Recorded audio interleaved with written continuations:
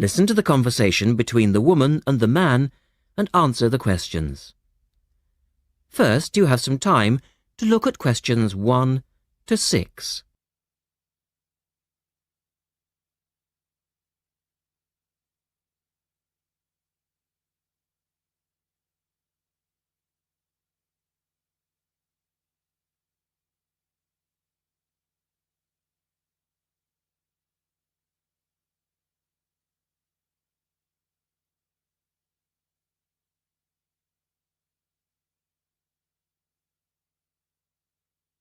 You should answer the questions as you listen because you will not hear the recording a second time. Listen carefully and answer questions 1 to 6.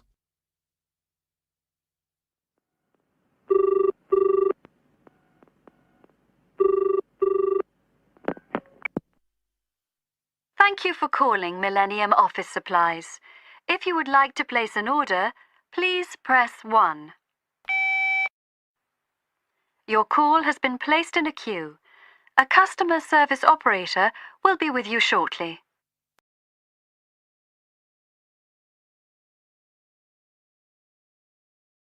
Gina speaking. How can I help you? Oh, hello. I'd like to order some stationery, please. And who am I speaking to? John Carter. Right. Can I just confirm your account number and the name of your company, John? Sure. The account number is 692411. 692411. Right. And you're from Rainbow Computers? No, the company is Rainbow Communications. Oh, OK. I'll just fix that on the system. Communications. And what would you like to order, John? Envelopes. We need a box of A4, that is, normal size envelopes. White, yellow or manila? We'll have the plain white, please. But the ones with the little windows. OK. 1 box, A4, white. Just the 1 box, was it? On second thoughts, make that 2 boxes. We go through heaps of envelopes. As a matter of interest, are they made from recycled paper? No, you can't get white recycled paper. The recycled ones are grey, and they're more expensive, actually. Right, we'll stick to white then. Something else, John? Yes, we need some coloured photocopy paper. What colours do you have? We've got purple, light blue, blue, light green, whatever you want, pretty much. There are 500 sheets to the pack. Right, let's see. We're going to need a lot of blue paper for our new price lists. So can you give us 10 packs, please? Make sure it's the light blue, though. 10 packs of the light blue. The woman asks the man if he needs anything else. To 10.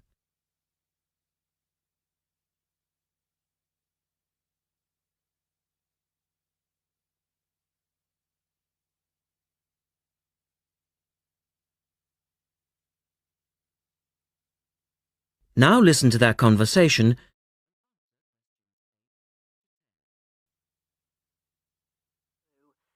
Anything else that we can help you with? Let me think. What else do we need? I'm sure there was something else. Pens, paper clips, fax paper, computer supplies, office furniture? Oh yes, we need floppy disks. Do you have those nice coloured ones? Yes, but they're a bit more expensive than the black ones. Oh, that's all right. I'm not paying anyway. Right. Floppy disks. And what about diaries for next year? We've got them in stock already, and it's a good idea to order early. No, I think we're all right for diaries. But something we do need is one of those big wall calendars. You know, one that shows the whole year at a glance. Do you stock those? We certainly do. OK, can you include a wall calendar then, with the other stuff? Just make sure it's got the whole year on the one side. Sure. And do you have a copy of our new catalogue? No, I don't, but could you send one? Yes, I'll pop one in with the order. You'll find it a lot easier to remember what you need if you have our catalogue in front of you next time. Yes, good idea.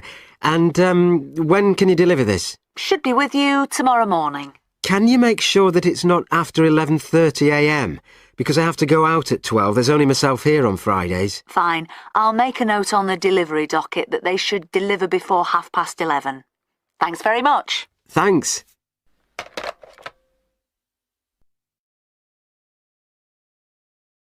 That is the end of part 1.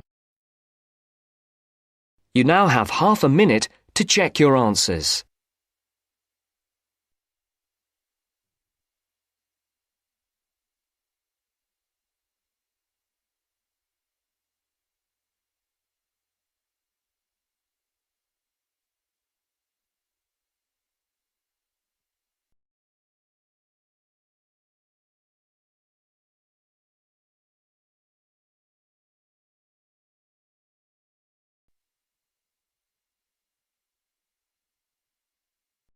Now turns to part 2. Part 2. You will hear a speech given by the head of a company to some new employees.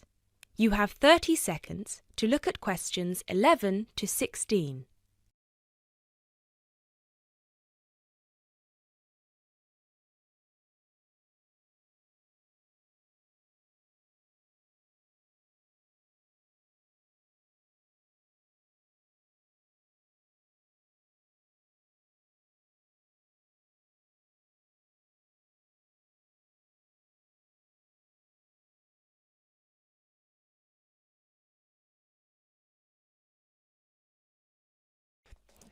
First of all, a warm welcome to Barker's Country Safaris. We're delighted to have you all on board for this season.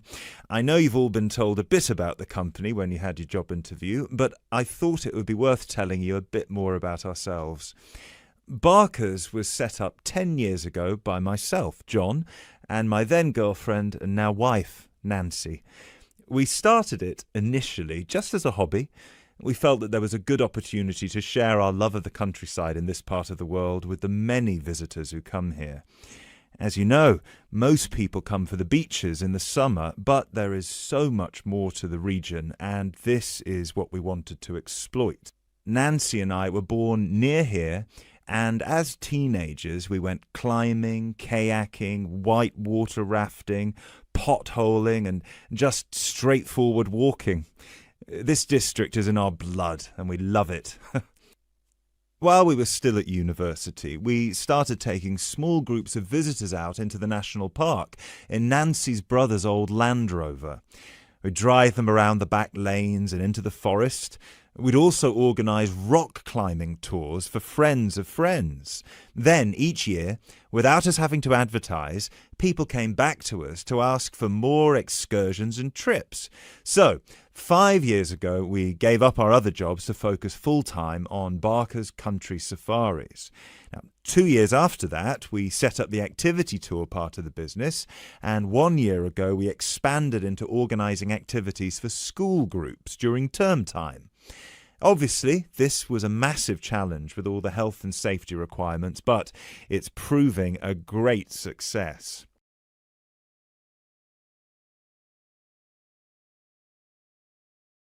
You now have 30 seconds to look at questions 17 to 20.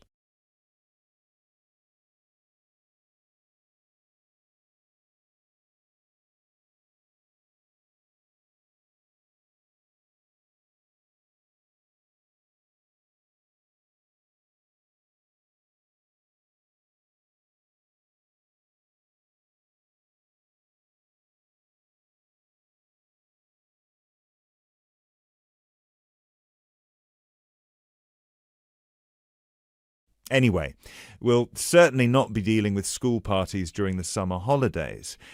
Our clients for the next 3 months are mostly family parties or groups of friends, and I'd like to talk a bit now about the tours we offer and what your responsibilities will be. Our most popular excursion is the Woodland Tour and Trail. Now, often this is sold out and we have all of our 10 jeeps in convoy with 8 people in each jeep. It's a lot of fun. These tours really offer a taster of what we can provide. So as both driver and guide, it is important that you do a good job here so they come back for the bigger tours. I will talk about the commission package later. As the summer days are so long, we have 3 tours each day, but you will not be expected to work on more than 2 of them. Morning tours start at 8 a.m. and go to midday. Afternoon tours are from 2 p.m. to 6 p.m. and then evening ones 7 p.m. to 11 p.m. All the tours follow the same route, and you should have made yourselves familiar with all the key information. This was provided to you in the information pack you were sent when you accepted the job offer. This is important, so if you haven't had time yet, please do so now. Our second most popular tour is the Family Exclusive. Now, this tour is for the whole day and for only one group. Usually it is just one jeep, but sometimes there are 2 if the party is large. These tours go from 10 a.m. till 5 p.m. and include lunch at the Brown Bear in Lower Middleton. We have a number of different routes for these tours, as we don't want our premium clients being made to feel that they are part of a large package deal. You will be told which route to take with your weekly schedule. Now, I'd like to move on to the specialty tour packages. These are the ones that we are keen to book people on once they've done the woodland tour and trail trip.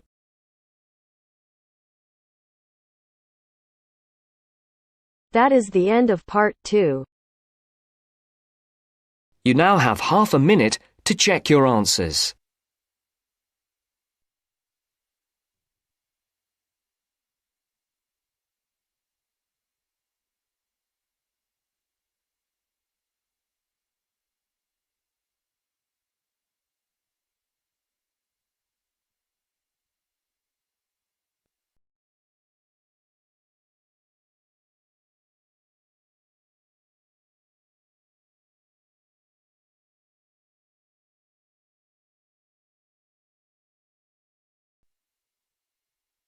Now turns to part 3. Part 3. You'll hear a conversation among 2 students and their tutor about the presentation they are going to make at the tutorial class. First, you have some time to look at questions 21 to 26.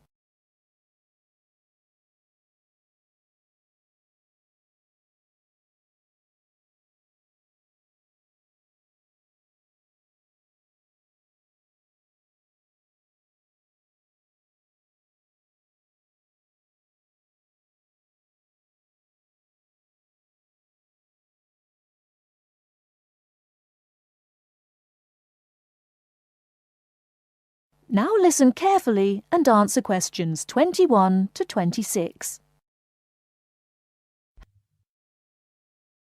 Right, Jason and Karen. How are your presentations for the next tutorial class? I feel a bit nervous. I haven't done that before. Although many of my classmates in the same tutorial group have finished theirs. But I think them a little uninteresting because they just read out their notes. I hope mine will be more attractive. It seems you have a higher demand for yourself. As for me, I have no sense of uneasiness because I made one last semester, but I feel no sense of satisfaction about it. It lacked strong arguments, I think. How much did you get for the last presentation, Jason? 83% actually, but my goal for the next one is over 87%. It's pretty good. What is your topic for this one? Strategies for reading. I feel my biggest problem is in the reading speed, rather than vocabulary, which is most students' problem, though. I am slow, especially in reading articles on my major courses. They are complex and dull. Have you found any effective methods? Well, I am not quite sure. I suppose to skim the books or articles is a good approach. Yes, by skimming the book first, you get the choicest parts. It saves a lot of time. You don't have to read every word of the passage, but you have to learn to read certain parts intensively. Yes, I include that in my presentation. There is one thing I'm not clear yet. Why don't we make presentations more related to our major? Once you learn to write clearly, read analytically, and listen to lectures effectively, you'll begin professional tutorials. That means you should start from the basics. Well, Karen, how is your presentation? Before you hear the rest of the talk, you have some time to look at questions 27 to 30.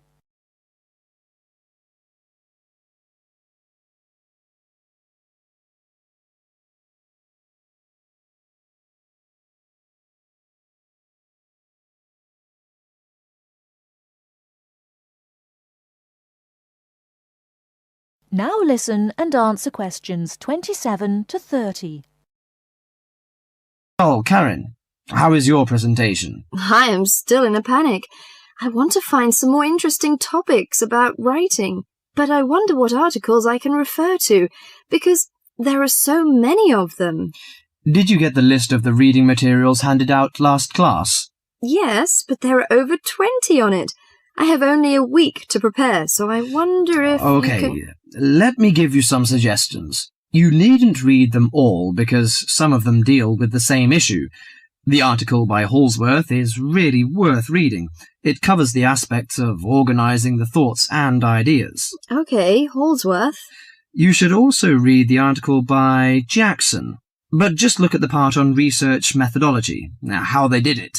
Right, I'll read that one. You should also read the article by Fisher, but just look at the part on the writing plan. That is, how to plan your writing in a systematical way. Okay, Fisher, got that. And if you have time, the one by Risewell says very relevant things. It teaches how to title your articles and make it appealing. You should finish the whole book. Okay. Now, the one by Burns, if I were you, I wouldn't bother with the whole passage. Just read the conclusion, which summarizes the use of rhetoric. Oh, now I understand. Thank you very much. That is the end of part 3. You now have half a minute to check your answers.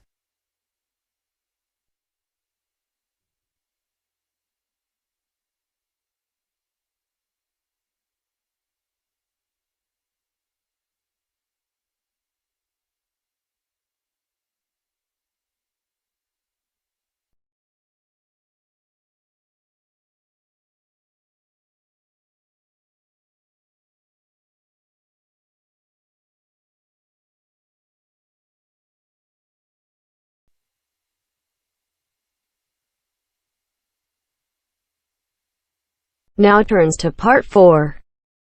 Part 4. You will hear a biology lecture about tuberlaria. First, you have some time to look at questions 31 to 40.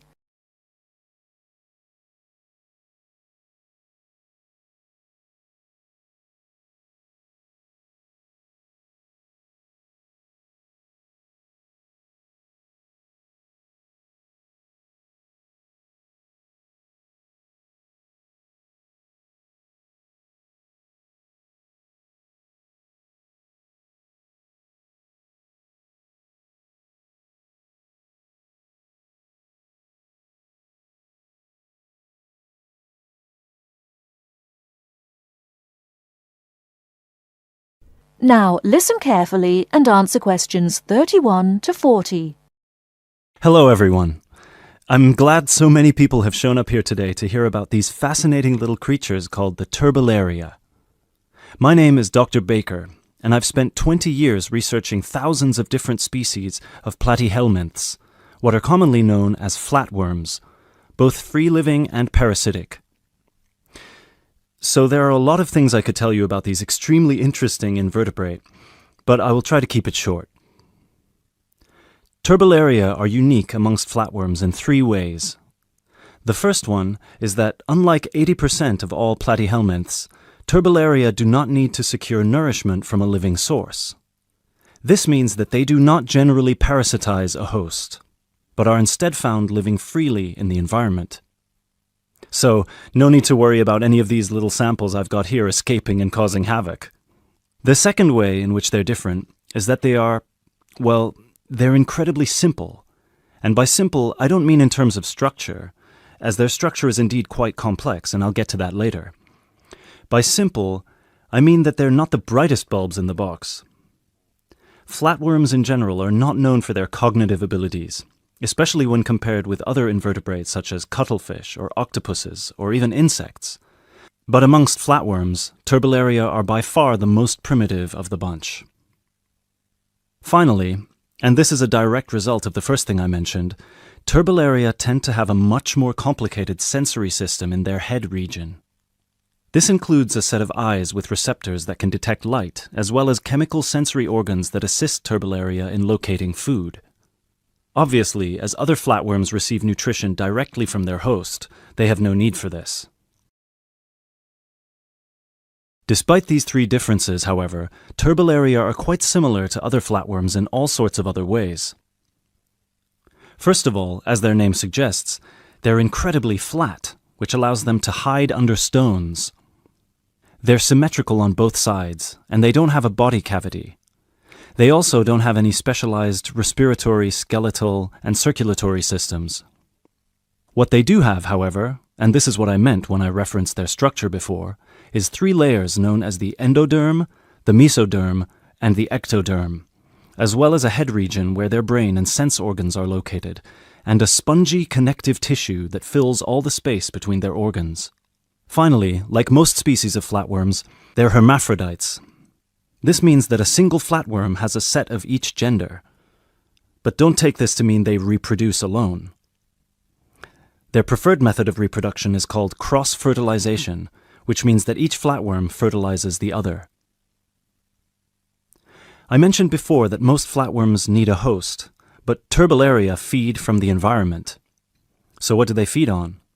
Most Turbellaria can be found either in fresh or salt water, and they feed on small insects, microscopic matter, and crustaceans. They will pretty much eat anything they find. They have no preference on whether their food is living or dead. Also, and this is the most remarkable part about their eating habits, if they ever find themselves in a situation where food is scarce, they might also feed on themselves. That's right, they'll start eating their own body, starting with the least essential muscles and organs and working their way up. They will shrink in size until they're able to find food again, at which point they'll begin to regenerate everything they've lost. One final thing about food, and apologies in advance if I disgust you, Turbellaria don't possess an anus, which means that their mouth, which is a muscular opening on the underside of their body, has to serve as one. Before I finish this presentation, one more thing you've probably heard before but weren't sure if it was a myth or not. I mentioned already that Turbellaria can reproduce on their own, but there's a second method they can use, which is known as fission. Now, as a child, you were probably told that if you cut a worm in half, it will grow into two new worms. That's not entirely true, but flatworms are not worms exactly, and they do have the ability to regenerate by splitting into two, perhaps even more smaller parts, at which point each part regrows the missing organs and becomes a brand new Turbellarian. Now this is extremely important for us, and this is how I'd like to close this presentation. Because their ability to regenerate endlessly makes them virtually immortal, and it might open pathways to regeneration in human cells, or slowing the human aging process, which is why scientists like myself have been studying these unique creatures, hoping to get some answers. Thank you for listening, and please come along to see me and my samples if you have any further questions.